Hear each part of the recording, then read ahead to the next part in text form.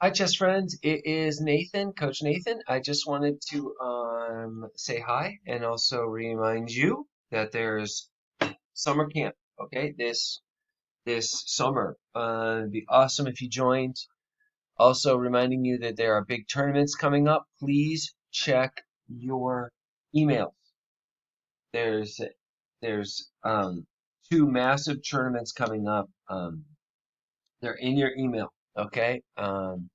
Okay, guys. So I want to pull up a couple games, one by some of my students. Somebody's at PS 281 and some from PS 130 Manhattan and anybody else. But you can always have your games reviewed. Now, this is a 5-minute game. I wish Andrew would play um, the daily serious matches, but he's into the 5-minute game, and I told him I'd look at a game of his. Okay, he's playing E4. Yeah, he's playing black. Andrew's playing black.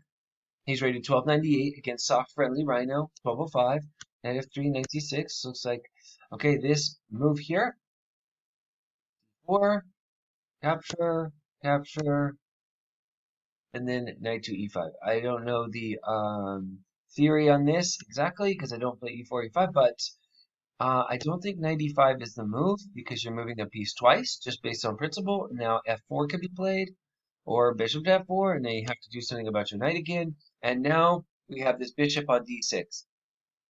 I don't like the bishop here. I don't like the development situation here because the bishop blocks the pawn and blocks this bishop, and this bishop is being used to protect the piece. It just looks a little awkward. Yet Andrew won this game, I know, but if you're playing good players, I don't think you can play like this. I like this move, getting the bishop out. Now this is being resourceful because he sees he's blocked here. He's got to get this player out. Got to wake up these soldiers from the barracks, of course. Bishop e2 seems like a move, I guess. Uh, let's see, bishop to b7. I like this move. And now knight f6 coming next. You're going to make an attack on the pawn. Now this move I don't like from white because white is capturing and black is cramped here. Black is having trouble with his pieces here. And actually, the knight doesn't want to move because then bishop can take, pawn takes, and we have double isolated pawns here. I don't like white capturing here. If your opponent is cramped, keep them cramped. That means um, don't trade pieces.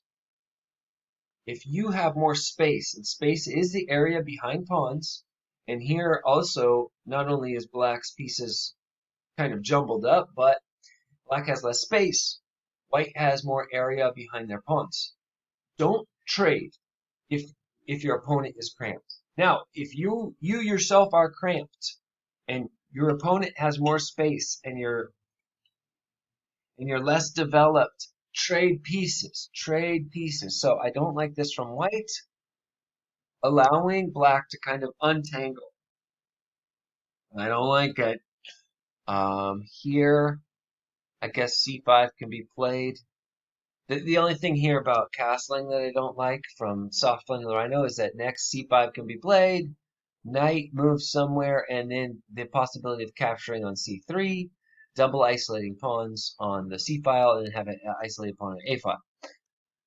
So it looks like as if white's kind of let Andrew come through here.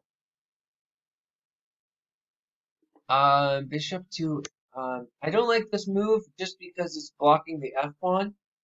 And it seems like this pawn does want to roll in this position and storm the center because black is kind of just letting white come through with pawns, kicking pieces out, pushing pawn. Imagine if white could get in f4 and then e5.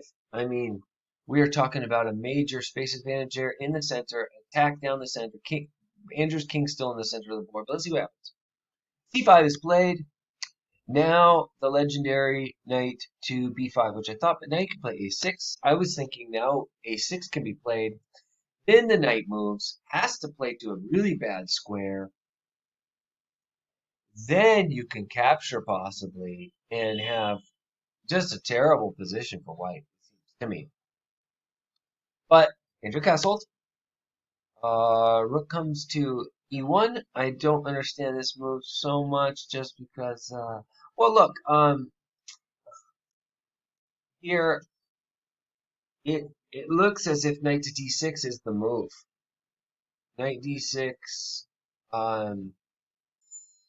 maybe causing a little bit of problem here. So I think they missed that. They played rook to e1, knight d6. I'd play something like, oh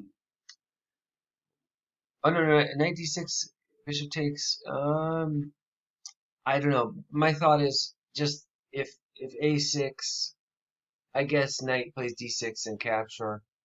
You kind of are allowing maybe queen to e7 and then a6 to get this knight to the side of the board where it can't be used. My goodness, how sad would that be? Now we've got knight to d6 looks a little bit. Oh yeah, and we're losing the pawn there. Okay, so tactics. There's a tactic there. Oh, now he loses his rook, and Andrew should lose this game at this point. What happens? But Andrew got checkmate. So hey, anything can happen here. Again, trading this bishop for the knight, destroying the pawn structure. This looks like good pawn structure for black to get into, bad for white, and then trying to trade queens, trade pieces, and go into the endgame in a superior, stronger pawn structure. The cool thing I am thinking is if bishop takes, pawn takes, and we have isolated pawns, and this pawn becomes kind of weak because it's on open file, but you can push it to b5 if you have time and play bishop to c6 and try to protect it for the time being. Who knows? Who knows?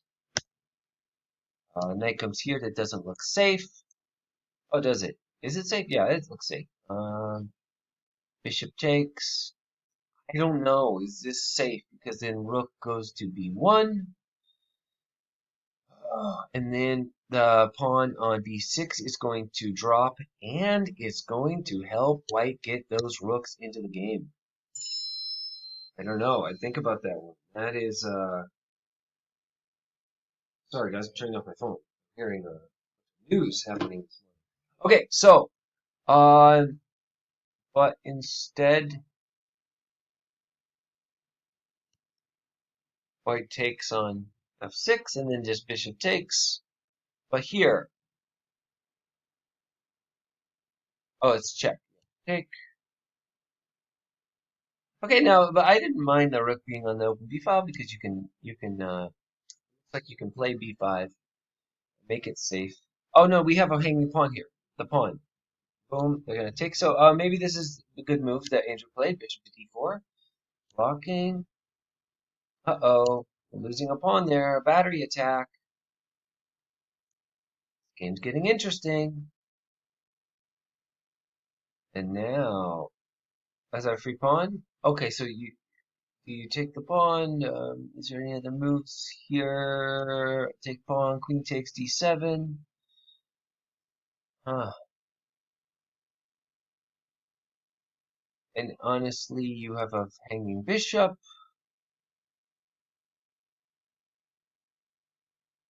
Maybe white has time to regroup. Uh, maybe queen to a7 looks like a move.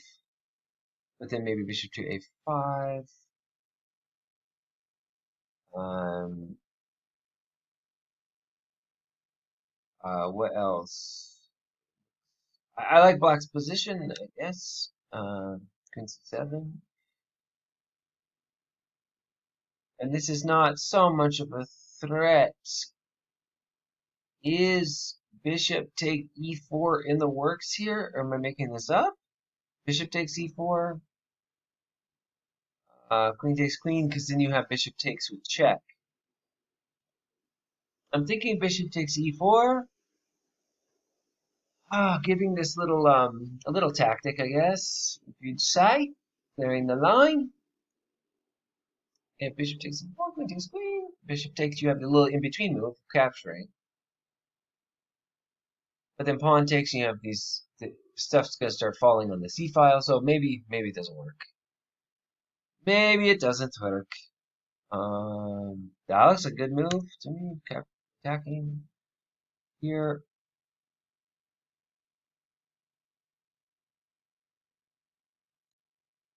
Oh yeah, what happened there? It was they missed the okay. Now Black's just going to win. They're up a full piece. Now he's playing very confident. Uh, uh. Let's see. Oh, we have a check. Bada boom. Bada bing. That's a good move. And I would say try to get all of your pieces into play. Let's say if he does, you have bishop, like for instance, getting your rook into play, getting other pieces. Maybe you don't need. Maybe pushing the pawn.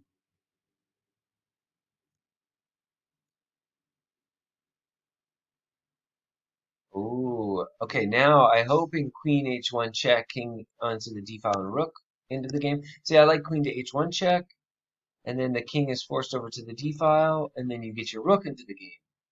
That's just my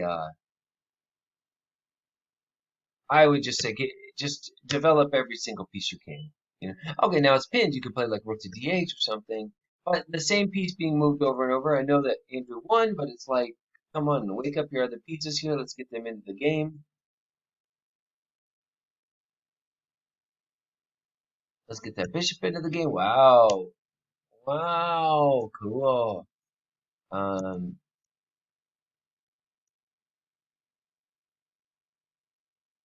even like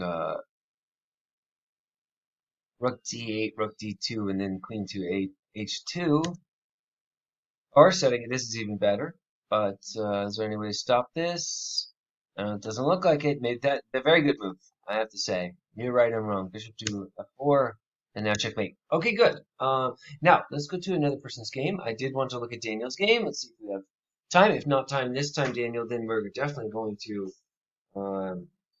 open. We're going to start your other game. Start the other video with you. Ready?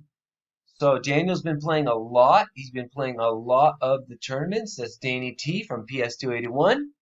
He's an incredible force on the team. He's at every single tournament. I mean, it's amazing. So let's just look at the first few moves. He's got his opening is pretty under control. I like how he's playing. Again, oh, Dean's been playing too. Dean's on vacation now, but we're gonna look at his games. Okay, let's see here. Games. Yeah, to look at anybody's games, you just push the time section. Oh, he played me. 69 moves. Okay, here's the one he won yesterday in the tournament. 21 moves. By the way, he did play me on Coach Nathan Chess. I will play anybody. I'm fearless. E4. Okay, if we don't finish this game, because we won't, we only have a couple minutes. Just look at the opening. But he's playing good. Moves. This is the classical style of chess. This is not the style I play in for sure. I don't have the courage. It's too sharp. It's too sharp of chess for me. But this is symmetrical type of position. Now here, okay, I don't like b3. I know this much. If bishop goes to e6, you should pull back. I know that because then if bishop takes pawn takes, you have an open file. You should definitely not capture because then that opens the file and brings the pawn towards the center for black. So, and I've never seen b3. It looks a little awkward. And I think black made the right move here by capturing. I think. No, maybe not. Maybe just keep your bishop on e6 and try to trap this bishop here by playing a6, b5 and winning time. Because after a6, you're threatening b5. You're kind of forcing, I think, white to capture. And then black gets the superior pawn structure. You should know that playing these openings, guys. In this position, these bishops are going to do the face-off. This happens in the London, too. The London system. There's this face-off. You got to know what to do. You got to know what to do against this face-off, okay? And it's neither captures. It's like neither person wants to. It's like a southern draw, right? Neither person wants to shoot first. Okay, so I don't like this. I don't like capturing. I think black should now use this time to play here. We'll look at the rest of the game next video.